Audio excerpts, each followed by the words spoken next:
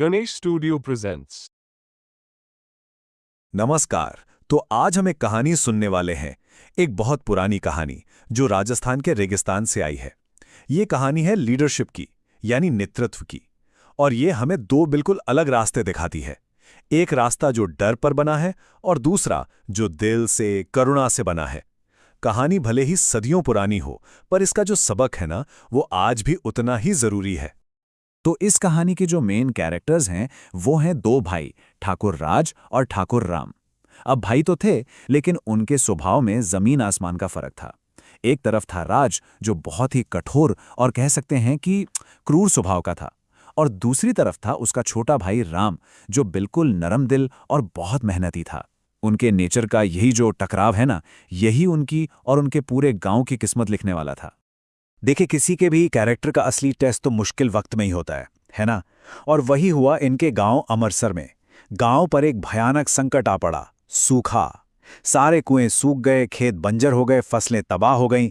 अब गांव को बचाने के लिए एक बहुत बड़ा फैसला लेना था, एक रास्ता चुनना था। और यही वो पल था जहां दोनों भाइयों के लीडरशिप का इम्तिहान होना था। तो चलिए पहले रास्ते को देखते हैं, यानी ठाकुर राज का रास्ता। उसने क्या चुना? उसने चुना डर का शासन, मतलब लोगों के दिलों में खौफ पैदा करके ताकत के जोर पर उनसे काम करवाना। राज की पूरी फिलॉसफी, उसकी पूरी सोच बस इसी एक लाइन में सिमट जाती है कि डरो नहीं तो मार खाओगे। उसके लिए रूल करने का मतलब ही यही था। लोगों के मन में इतना डर भर दो कि वो बिना कोई सवाल किए बस हुक्म माने। ये सिर्फ एक धमकी नहीं थी, यही उसकी सत्ता का आधार था। और उसका ये जो जुल्म था ना, वो किसी को नहीं बख्शता था। मतलब अपने पराये का कोई भेद नहीं। अपनी पत्नी तक को धमकाया, ससुर जी का भरी सभा में अपमान कर दिया, एक बेसहारा विधवा के बाल खींच दिए, एक लंगड़े आदमी पर उसकी क्षमता से ज्यादा बोझ डाल दिया, और तो और गांव के पुजारी को भी कह दिया कि पूजा पाठ बंद करो और काम पर लगो। समाज का कोई ऐसा तबका नहीं था जो उसकी क्रूरता से बचा हो। तो सवाल ये उठता है कि आखिर वो ऐसा कर क्यों रहा था? क्या सोच थी उसकी? देखिए, राज की सोच बहुत सीधी थी। उसे लगता था कि डर से ही इज्जत मिलती है।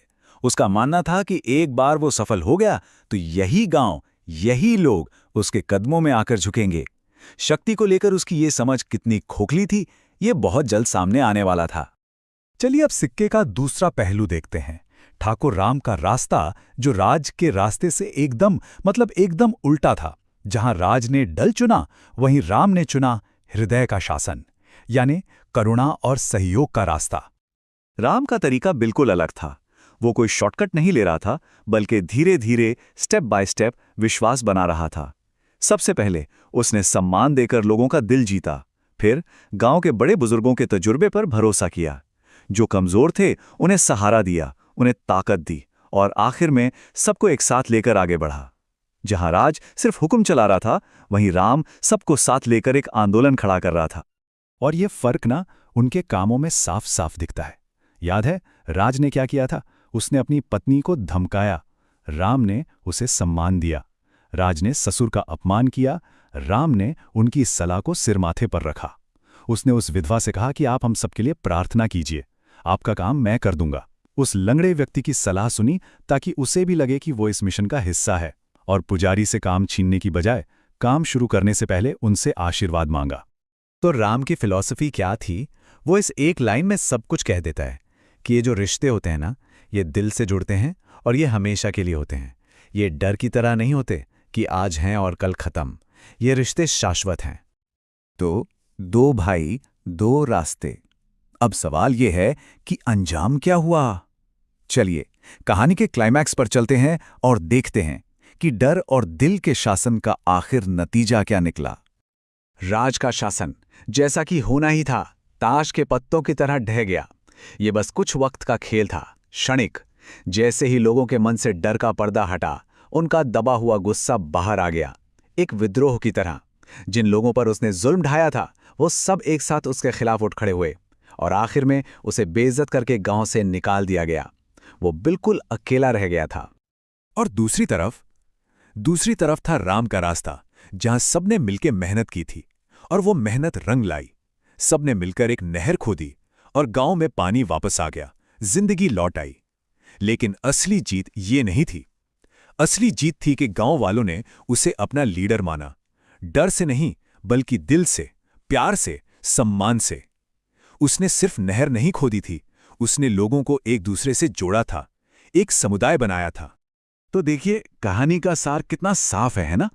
एक तरफ राज जिसकी ताकत डर पर टिकी थी, डर टूटा, सब कुछ खत्म, सबने साथ छोड़ दिया और बेइज्जती हाथ लगी। और दूसरी तरफ राम जिसकी ताकत थी मेहनत और प्यार, वो कामयाब हुआ, उसे सबका प्यार मिला और उसका नाम हमेशा के लिए अमर हो गया। और आखिर में ये कहानी हमारे लिए एक बहुत बड़ा सवाल छोड़ जाती है कि असली ताकत आखिर है किसमें, डर की तलवार में या करुणा के दिल में? इस कहानी में तो जवाब साफ है, पर असल जिंदगी में ये सवाल हमेशा हमारे सामने खड़ा रहता है।